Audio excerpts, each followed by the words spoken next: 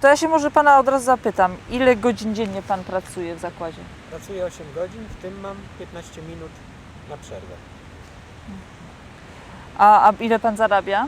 No średnio miesięcznie to wychodzi tak około 32 000, co jest bardzo mało. No to ledwo, jak gdy żona nie pracuje, to ledwo w zasadzie się przejada te pieniądze. No nic nie można sobie kupić. A jakie są, czy obecne związki zawodowe coś wywalczyły dla was? Jak pan ocenia związki zawodowe obecnie? Obecnie to uważam, że te związki to mało co robią, ponieważ oceniam na przykładzie swojego zakładu, że tam w ogóle nie widać działalności związków zawodowych, ponieważ tylko oczywiście wywieszają na tablicy różne protesty przeciwko podwyższonym cen, co oczywiście jest słuszne, co tego, ale w praktyce tego nie widać. Robotnik tego nie odczuwa, żeby coś się poprawiało na wskutek działalności tych związków. A jest jakiś kontakt, czy przychodzą do was Nie, przedstawiciele? w ogóle nie ma kontaktu żadnego. Ja nikogo nie znam po prostu z tych związków. Nie przychodzą Nie nam. przychodzą, w ogóle nikogo nie ma. A oni twierdzą, że mają ogromną ilość członków, że jest ich 10 milionów na cały kraj. Czy jest to możliwe? Jest to prawda? No tego z pewnością nie mogę powiedzieć, czy to prawda, czy nieprawda. No wiem tylko, że w tych związkach jak wiem, to bardzo dużo ilość emerytów należy. Znam na przykład taką osobę, co ma około 80 lat i zapisała się do związków zawodowych. A czy ludzie chodzą na zebrania związków tych? Odbywają się jakieś w zakładzie? No, na pewno muszą się gdzieś odbywać, z tym, że ja nie widzę żadnych wywieszek na zakładzie, żeby były jakieś zebrania. W ogóle o nich nie słyszę. A jak pan porównuje z poprzednim związkiem, z okresu Solidarności?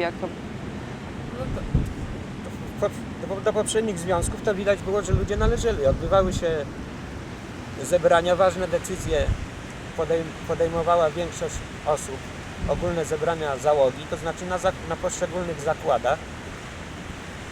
Natomiast na każdym oddziale był przedstawiciel związków zawodowych, który wchodził w skład komisji zakładowej, gdzie też w komisji zakładowej co tydzień odbywały się zebrania, gdzie można było poruszyć problemy, które nurtowały załogę. I widać było, że Solidarność coś robiła, tak? Widać było, to widać było. Więc była lepsza, tak? Od tego. Czy pan był kiedyś członkiem partii? Byłem w latach 70. Czy pan mógł opisać, jak pan wstąpił do partii, jakim sposobem? Do partii wstąpiłem, ponieważ byłem namawiany do wstąpienia do partii. Zresztą jakieś poprzednie, za czasów pierwszych latach, znaczy gdy doszedł do władzy Gierek, to mi się wydawało, że było poparcie jakieś dla Gierka. Wydawało się, że on coś potrafi zmienić. No i mniej więcej w tym roku, w tych latach wstąpiłem do partii. No ale później się rozczarowałem. I gdy nastąpiła Solidarność, oddałem książeczkę partyjną. Dlaczego? No ponieważ uważałem, że zostałem oszukany. A Solidarność nie oszukała? No Solidarność mnie nie oszukała. I dlaczego sądzi pan, że straciła, zniszczono Solidarność? Dlaczego? No to trudno powiedzieć. Może Solidarność za dużo chciała. Za szybko chciała. Może za dużo było polityki. Może tak. A teraz mówi się o Polsce, że jest to państwo dyktatury proletariatu, że tu rządzą robotnicy. Co pan na to? Obecnie to nie mam na ten temat zdania, ale wiem, że nie wiem jak to się, bo nie chodzę na zebrania, nie jestem członkiem partii, nie chodzę na zebrania partyjne, nie wiem jak to jest, te postulaty realizowane.